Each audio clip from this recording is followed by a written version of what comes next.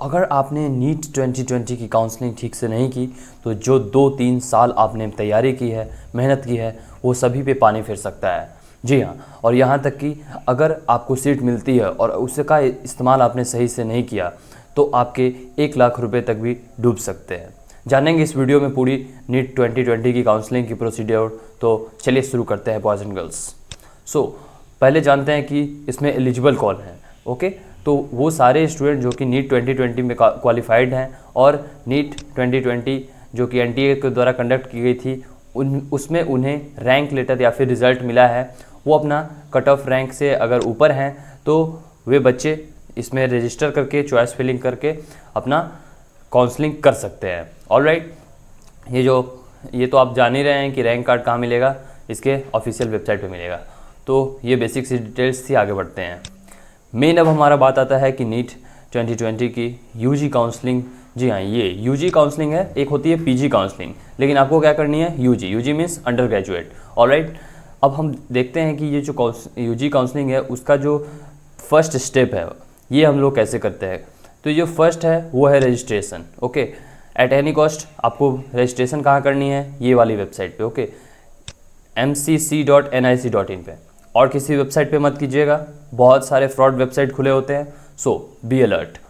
Second जो है हमारा वो है, अगर आप पासवर्ड भूल गए हैं तो आप पासवर्ड जाहिर सी बात है चेंज कर सकते हैं, नहीं भूले हैं गुड फॉर यू। और एक बात याद रखिएगा कि इस यूजी काउंसलिंग के दौरान आप अपना एप्लीकेशन नंबर और पासवर्ड किसी से शेयर ना करें, वरना ये हो सकता है कि वो आपका कोई चॉइस या फिर प्रेफरेंस बदल के आपकी कैरियर बर्बाद कर सकता है। So please don't share your password. Third है फिलिंग ऑफ बेसिक डिटेल्स जैसे स्टेट ऑफ एलिजिबिलिटी और भी कुछ बेसिक डिटेल्स आपसे पूछी जा सकती है आपके रजिस्ट्रेशन करते समय।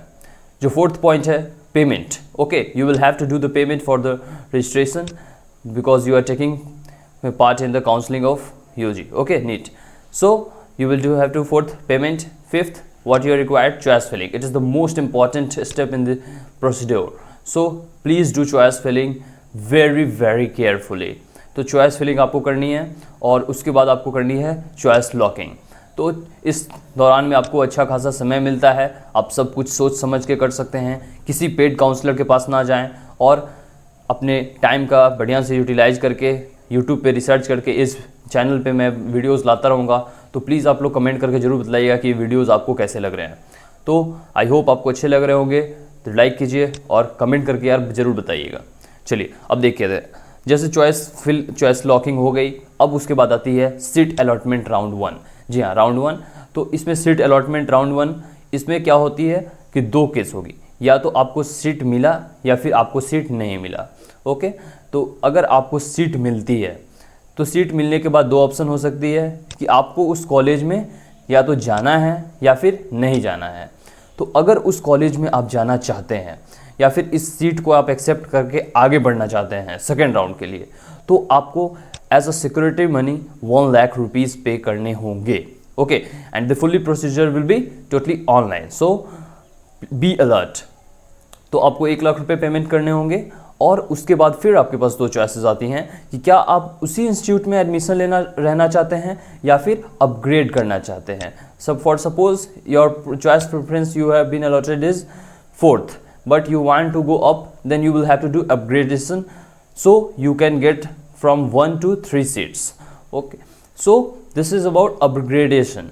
एंड अगर हम बात करें कि आपको वो कॉलेज बहुत पसंद आ गई लेकिन आपको ऊपर नहीं जानी है, तो आपको फाइनल एडमिशन वहीं पे ले सकते हैं। अब अगर आप सीट को रिफ्यूज़ कर देते हैं, ओके, तो आपको कोई मनी पे करने की ज़रूरत नहीं है और आपको जो सीट दी गई थी वो आप लूज़ कर देंगे। ओके, वो आपके हाथ से चला जाएगा, फिर वो सीट आपको नहीं मिल सकती है। अब हम बात करते हैं कि उन बच्चों की जिन्हें कोई सीट नहीं मिली तो निराश नहीं होना है, हताश नहीं होना है, आपको नेक्स्ट राउंड्स के लिए वेट करना है और स्टेट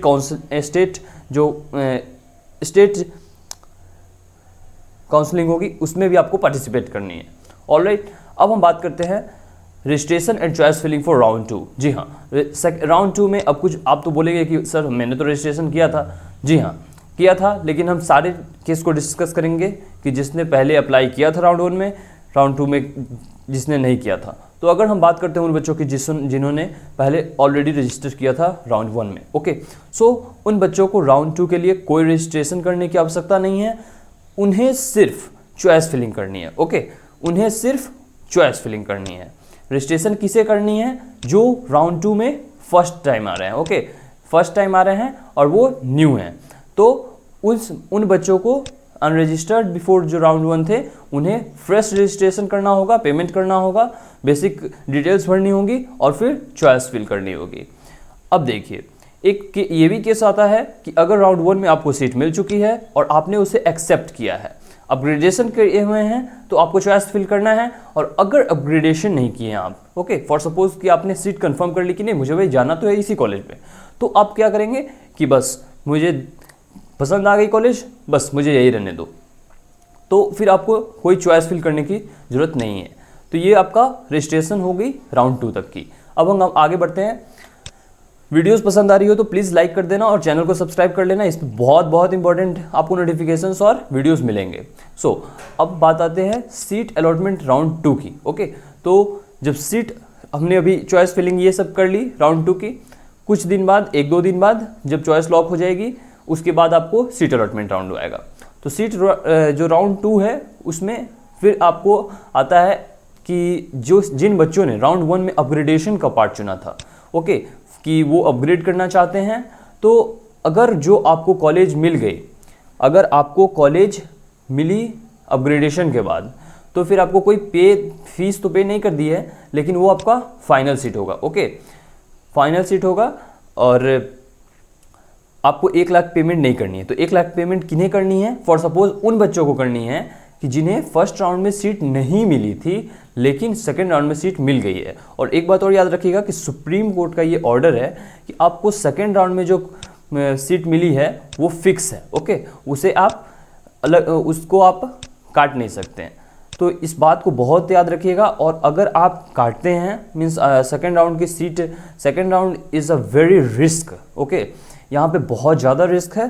क्यों? क्योंकि ये सुप्रीम कोर्ट को 2019 में ऐसा नोटिस आ चुका है कि अगर आप सीट को रिफ्यूज़ करते हैं तो आपको किसी भी काउंसलिंग में बैठने नहीं दिया जाएगा। जी हाँ, स्टेट काउंसलिंग में भी नहीं बैठने दिया जाएगा। और आगे बढ़ते हैं। देखिए, जिन बच्चों ने सपोज कीजिए कि वो फर्स्ट राउंड में सीट मिल चुकी है और लेकिन सेकेंड राउंड में सीट नहीं मिली, तो वही उनका जो फर्स्ट राउंड का सीट है वही उनका फाइनल सीट होगा, ओके। और अगर जिन बच्चों को फर्स्ट राउंड में कोई सीट नहीं मिली थी लेकिन सेकेंड राउंड में कोई सीट अलॉट हुई है, तो उन्हें 1 लाख का पेमेंट करना होगा और उसी कॉलेज में फाइनल एडमिशन मिलेगा जो कि अलॉटेड कॉलेज है, ओके। तो इन सभी केसेस को मैंने डिस्कस किया। और एक लास्ट केस कि जिन बच्चों का सेकेंड और फर्स्ट राउंड किसी में नहीं हुआ, so please don't lose any hope, you have very much chances.